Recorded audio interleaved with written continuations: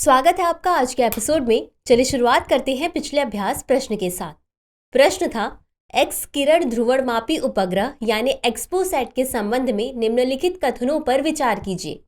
1. इसे मध्यम x ray band में एक्सरे ध्रुवीकरण का अध्ययन करने के लिए डिजाइन किया गया है, जो खगोलीय स्रोतों के विकिरण तंत्र तथा ज्यामिति में अंतर्दृष्टि प्रदान करता है। 2.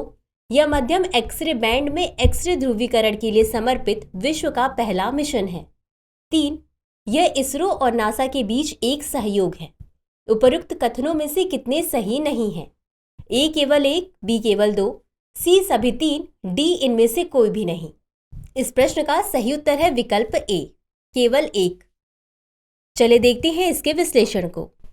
एक्स किरण ध्रुवणमापी उपग्रह यानी एक्सपोसैट को मध्यम एक्सरे बैंड में एक्सरे ध्रुवीकरण का अध्ययन करने के लिए डिजाइन किया गया है, जो खगोलीय स्रोतों के विकिरण तंत्र तथा ज्यामिति में अंतर्दृष्टि प्रदान करता है। अतः कथन 1 सही है। इन खगोलीय पिंडों से संबंधित भौतिकी को समझने के लिए यह अध्ययन महत्वपूर्ण है। एक्सपोसैट मध्यम एक्सरे बैंड में एक्सरे ध्रुवीकरण के लिए समर्पित विश्व का द्वितीय मिशन है। अतः कथन 2 सही नहीं है। वर्ष 2021 में लॉन्च किया गया नासा का इमेजिंग एक्सरे पोलारिमीटर एक्सप्लोरर यानी IXPE किसी अंतरिक्ष एजेंसी द्वारा किया गया पहला ऐसा मिशन था। एक्सपोसैट पूरी तरह से बंगलुरु स्थित 2 संस्थानों इसरो के UR राव सैटेलाइट सेंटर और रमन रिसर्च इंस्टीट्यूट द्वारा निर्मित है।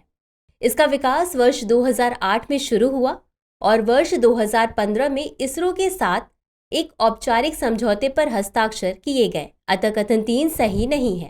तो चलिए शुरुआत करते हैं आज के एपिसोड की पहले प्रश्न के साथ। निम्नलिखित कथनों पर विचार कीजिए। 1. पनामा नहर अटलांटिक एवं प्रशांत महासागरों को जोड़ती है। 2. इथियोपिया, मिस्र, सऊदी अरब, सूडान, इरिट्रिया और यमन ऐसे देश हैं जिनकी सीमा लाल सागर से लगती है। उपर्युक्त में से कौन सा या कौन से कथन सही है या सही है? ए केवल 1, बी केवल 2, सी 1 और 2 दोनों, डी न तो 1 और न ही 2। इस प्रश्न का सही उत्तर है विकल्प ए, केवल 1। चलिए देखते हैं इसके विश्लेषण को।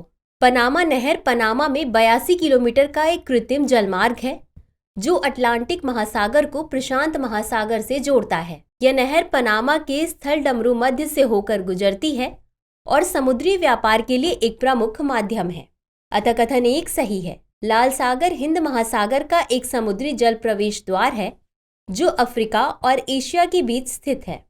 लाल सागर की सीमा से लगे देश हैं मिस्र, सऊदी अरब, यमन, सूडान, इरिट्रिया और जिबूती। इथियोपिया नहीं। अतः कथन 2 सही नहीं है।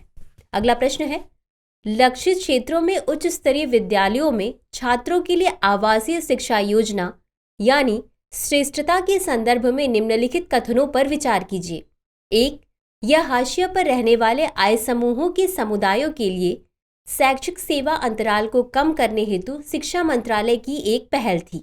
2. यह योजना केवल अनुसूचित जाति वर्ग के छात्रों को उच्च गुणवत्ता वाली शिक्षा व अवसर प्रदान करने के उद्देश्य से शुरू की गई थी। उपर्युक्त कथनों में से कौन सा या कौन से सही है या सही है? ए केवल 1, बी केवल 2, सी 1 और 2 दोनों, डी न तो 1 और न ही 2। इस प्रश्न का सही उत्तर है विकल्प बी, केवल 2। चले देखते हैं इसके विश्लेषण को। लक्षित क्षेत्रों में उच्च स्तरीय विद्यालयों में छात्रों के लिए आवासीय शिक्षा योजना यानी scheme for residential education for student in high school in targeted areas श्रेष्ठ सामाजिक न्याय तथा अधिकारिता मंत्रालय की एक पहल थी। इसका उद्देश्य उच्च गुणवत्ता प्रदान करके अनुसूचित जाति यानी SC के प्रभुत्व वाले क्षेत्रों में शैक्षिक सेवा अंतराल को कम करना था।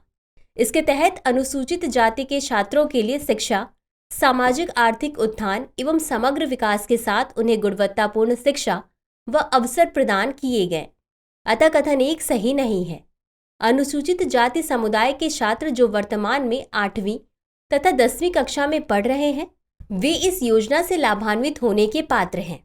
इसके अतिरिक्त 2.5 लाख रुपए तक की वार्षिक आय वाले SC समुदाय के तहत हाशिए पर रहने वाले आय वर्ग के छात्र भी इस योजना के पात्र हैं। अतः कथन 2 सही है। अगला प्रश्न है, धन शोधन निवारण अधिनियम यानी PMLA 2002 के संदर्भ में निम्नलिखित कथनों पर विचार कीजिए। 1. यह अधिनियम मनी लॉन्ड्रिंग के खतरे से निपटने के लिए वियना कन्वेंशन के प्रति भारत की वैश्विक प्रतिबद्धता के अनुरूप तैयार किया गया था। 2. इसमें मनी लॉन्ड्रिंग में अवैध रूप से प्राप्त धन को वित्तीय प्रणाली में एकीकृत करके वैध दिखाना शामिल है। 3. सर्वोच्च न्यायालय ने निर्णय सुनाया है कि प्रवर्तन निदेशालय यानी PMLA के तहत किसी को केवल उनके सवालों और समन का प्रत्युत्तर न देने पर गिरफ्तार नहीं कर सकता है। उपर्युक्त कथनों में से कितने सही नहीं हैं? A केवल 1, B केवल 2, C सभी 3, D इनमें से कोई भी नहीं। इस प्रश्न का सही उत्तर है विकल्प D, इनमें से कोई भी नहीं। चलिए देखते हैं इसके विश्लेषण को। मनी लॉन्ड्रिंग रोकथाम अधिनियम यानी PMLA 2002 धन शोधन और संबंधित अपराधों की रोकथाम हेतु वर्ष 2002 में अधिनियमित एक भारतीय कानून है। धन शोधन में विधि विरुद्ध रूप से प्राप्त धन को वित्तीय प्रणाली में एकीकृत करके विधि सम्मत अथवा वैध दिखाना शामिल है, अतः कथन 2 सही है। इसे वर्ष 2002 में धन शोधन के खतरे से निपटने के लिए भारत की वैश्विक प्रतिबद्धता वियना अभिसमय की प्रतिक्रिया में अधिनियमित किया गया था, अतः कथन 1 सही है। प्रवर्तन निदेशालय यानी ED मनी लॉन्ड्रिंग की जांच और मुकदमा चलाने के लिए जिम्मेदार प्राथमिक प्राधिकरण है। यह वित्त मंत्रालय के राजस्व विभाग के अंतर्गत कार्य करता है। हाल ही में सर्वोच्च न्यायालय ने निर्णय सुनाया है कि प्रवर्तन निदेशालय PMLA के तहत किसी को केवल उनके सवालों और समन का प्रत्युत्तर नहीं देने के लिए गिरफ्तार नहीं कर सकता है, अतः कथन 3 सही है। अगला प्रश्न है, आयुष्मान भारत प्रधानमंत्री जन आरोग्य योजना यानी ABPMJ के संदर्भ में निम्नलिखित कथनों पर विचार कीजिए। 1. यह एक पात्रता आधारित योजना है जो नवीनतम सामाजिक आर्थिक जाति जनगणना यानी SECC डेटा द्वारा पहचाने गए लाभार्थियों को लक्षित करती है। 2.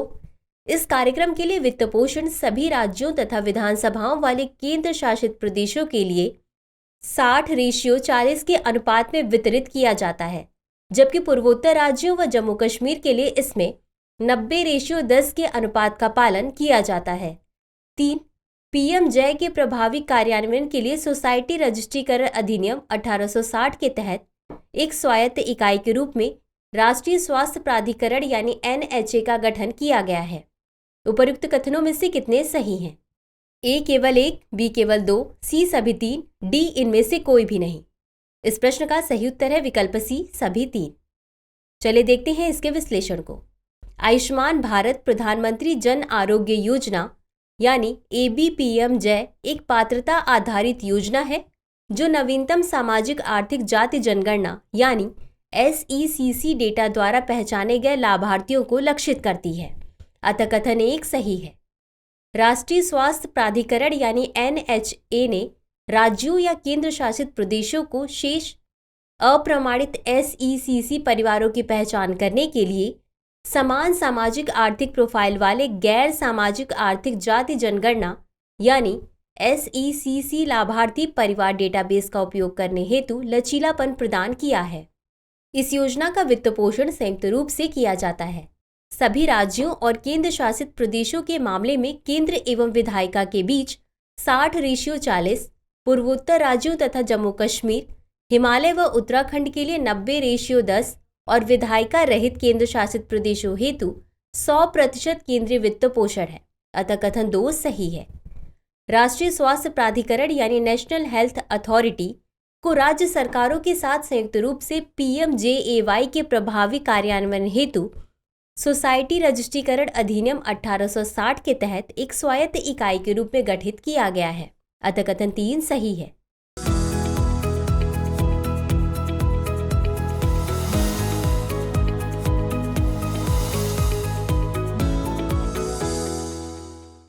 अगला प्रश्न है, पूंजीगत निवेश योजना के लिए राज्यों को विशेष सहायता के संदर्भ में निम्नलिखित कथनों पर विचार कीजिए। 1. यह योजना वित्त वर्ष 2020 से 21 में कोविड-19 महामारी के दौरान प्रारंभ की गई थी।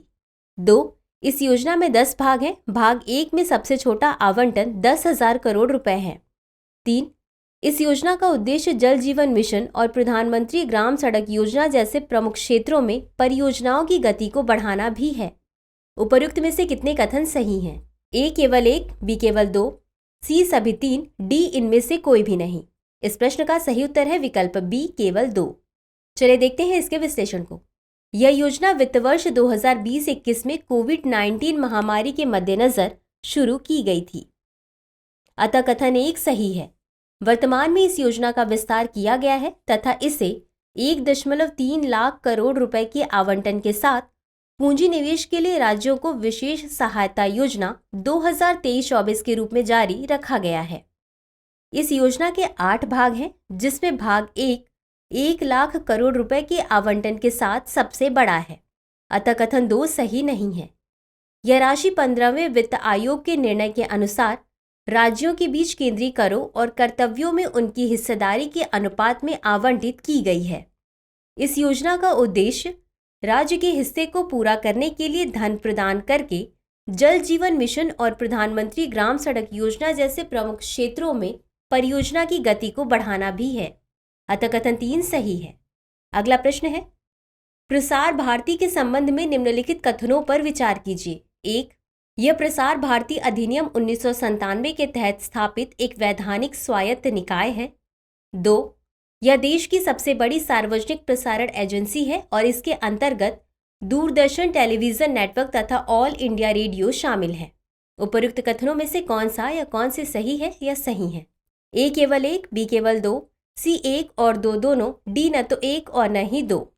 इस प्रश्न का सही उत्तर है विकल्प सी 1 और 2 दोनों। चलिए देखते हैं इसके विश्लेषण को।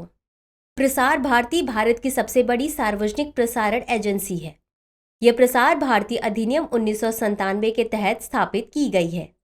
यह एक वैधानिक स्वायत्त निकाय है और इसमें दूरदर्शन टेलीविजन नेटवर्क तथा ऑल इंडिया रेडियो शामिल है, जो पहले सूचना एवं प्रसारण मंत्रालय की मीडिया इकाइयां थीं। अतः कथन 1 और 2 दोनों सही हैं। प्रसार भारती निगम का मुख्य उद्देश्य जनता को शिक्षित और मनोरंजन करने के लिए दूरदर्शन और आकाशवाणी को स्वायत्तता प्रदान करना है। अगला प्रश्न है, मूडियेट्टू के संबंध में निम्नलिखित कथनों पर विचार कीजिए। 1. यह केरल का एक पारंपरिक अनुष्ठान थिएटर और लोक नृत्य नाटक है जो देवी काली और राक्षस दारिका के बीच लड़ाई की पौराणिक कहानी पेश करता है। 2. यह अनुष्ठान भगवती या भद्रकाली उपासना पद्धति का हिस्सा है और फसल कटाई के मौसम के बाद फरवरी और मई के बीच आयोजित किया जाता है। 3. इसे वर्ष 2010 में यूनेस्को की अमूर्त सांस्कृतिक विरासत सूची में शामिल किया गया था। उपर्युक्त कथनों में से कितने सही हैं? ए केवल एक, बी केवल दो, सी सभी तीन, डी इनमें से कोई भी नहीं। इस प्रश्न का सही उत्तर है विकल्प सी सभी तीन। चलिए देखते हैं इसके विश्लेषण को। मूडियेट्टू केरल की एक पारंपरिक नृत्य नाटिका है जो देवी काली और राक्षस दरिका के बीच लड़ाई की पौराणिक कहानी पर आधारित है। अतः कथन 1 सही है।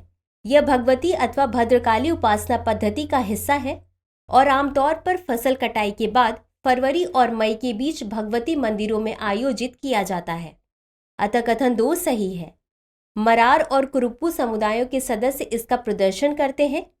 वे अपने चेहरे पर रंग लगाते हैं और बड़ी एवं रंगीन पोशाक व टोपी पहनते हैं। इसमें शिव, नारद, दारिका, काली, दानवेंद्र, कोई चादर और कुली जैसे विभिन्न पात्र रूप शामिल हैं।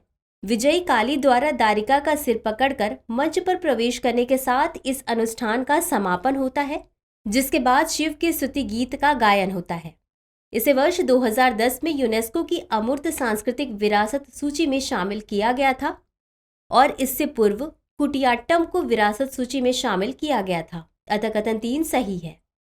अगला प्रश्न है, अंटार्कटिक परिध्रुवी धारा यानी ACC के संबंध में निम्नलिखित कथनों पर विचार कीजिए। 1. यह अटलांटिक प्रशांत और हिंद महासागरों को जोड़ता है तथा ऊष्मा के अंतर बेसिन आदान प्रदान का प्राथमिक साधन है। 2. यह धारा अंटार्कटिका के चारों ओर पश्चिम से पूर्व की ओर प्रवाहित होती है। उपर्युक्त कथनों में से कौन सा या कौन से सही है या सही है? ए केवल एक, बी केवल दो, सी 1 और 2 दोनों, डी न तो 1 और न ही 2। इस प्रश्न का सही उत्तर है विकल्प सी 1 और 2 दोनों। चलिए देखते हैं इसके विश्लेषण को। यह विश्व भर के महासागरों में एकमात्र धारा है जो एक परिध्रुवी लूप में स्वयं की ओर प्रवाहित होती है। इस विशेषता के कारण यह पृथ्वी की जलवायु प्रणाली में सबसे महत्वपूर्ण धारा है, क्योंकि यह अटलांटिक, प्रशांत और हिंद महासागरों को जोड़ती है तथा ऊष्मा, कार्बन डाइऑक्साइड, रसायन के अंतर बेसिन आदान प्रदान का प्राथमिक साधन है। अतः कथन 1 सही है। इसका निर्माण दक्षिणी महासागर में तेज पश्चिमी हवाओं और भूमध्य रेखा तथा ध्रुवों के बीच सतह के तापमान में बड़े बदलाव के संयुक्त प्रभाव से होता है। यह धारा अंटार्कटिका के आसपास पश्चिम से पूर्व की ओर प्रवाहित होती है। अतः कथन 2 सही है। जैसे जैसे जल शीतल और अधिक खारा होता जाता है, समुद्र का घनत्व बढ़ता जाता है। उपोष्णकटिबंधीय क्षेत्र का उष्ण लवणीय सतही जल अंटार्कटिक के लगभग शीतल ताजे जल की तुलना में बहुत हल्का होता है। अगला प्रश्न है, निम्नलिखित कथनों पर विचार कीजिए। 1. भारतीय वन्यजीव संरक्षण सोसाइटी यानी WPSI की रिपोर्ट के अनुसार मध्य प्रदेश में बाघों की मौत की सबसे अधिक संख्या दर्ज की गई है। 2. भारत में बाघों की दूसरी सबसे बड़ी आबादी कर्नाटक में पाई जाती है। 3. International union for conservation of nature यानी IUCN की नवीनतम रिपोर्ट के अनुसार कंबोडिया, लाओस तथा वियतनाम में बाघ विलुप्त हो गए हैं। उपर्युक्त कथनों में से कितने सही हैं? A केवल 1, B केवल 2, C सभी 3, D इनमें से कोई भी नहीं। इस प्रश्न का सही उत्तर है विकल्प B केवल 2। चलिए देखते हैं इसके विश्लेषण को। महाराष्ट्र में सबसे अधिक 52 बाघों की मौत दर्ज की गई है। यह राज्य में बाघों के संरक्षण संबंधी उपायों की पर्याप्तता को उजागर करती है। अतः कथन 1 सही नहीं है। तमिलनाडु और केरल प्रत्येक में 15 बाघों की मौत दर्ज की गई। यह बाघों के अस्तित्व संबंधी व्यापक समस्या को दर्शाता है। बाघों की दूसरी सबसे बड़ी आबादी वाले कर्नाटक में 13 बाघों की मौत हुई है। अतः कथन 2 सही है। International union for conservation of nature यानी IUCN के अनुसार अवैध शिकार और निवास स्थान को क्षति पहुंचाने के कारण कंबोडिया, लाओस और वियतनाम में बाघ विलुप्त हो गए हैं। यह विश्व की जैव विविधता के लिए एक दुखद क्षति है। हालांकि अन्य देशों में बाघों की आबादी के संरक्षण के लिए अभी भी प्रयास किए जा रहे हैं। उदाहरण के लिए भारत में विश्व के 75% बाघ पाए जाते हैं। अतः कथन 3 सही है। तो चलिए देखते हैं आज के अभ्यास प्रश्न को। निम्नलिखित कथनों पर विचार कीजिए। 1. इलेक्ट्रॉनिक मृदा यानी ई-सॉइल एक नवीन प्रवाह की कृषि क्रियाधार यानी कंडक्टिव कल्टीवेशन सबस्ट्रेट है, जिसे विशेष रूप से हाइड्रोपोनिक प्रणालियों के लिए तैयार किया गया है। 2. हाइड्रोपोनिक्स तकनीक में पोषक तत्वों से भरपूर जल आधारित मृदा रहित माध्यम में पौधों की खेती करना शामिल है। उपर्युक्त कथनों में से कौन सा या कौन से सही है या सही है? A केवल 1, B केवल 2, C 1 और 2 दोनों, D न तो 1 और न ही 2। तो इस प्रश्न का उत्तर कमेंट बॉक्स में जरूर दें। आज के लिए बस इतना ही। शुक्रिया।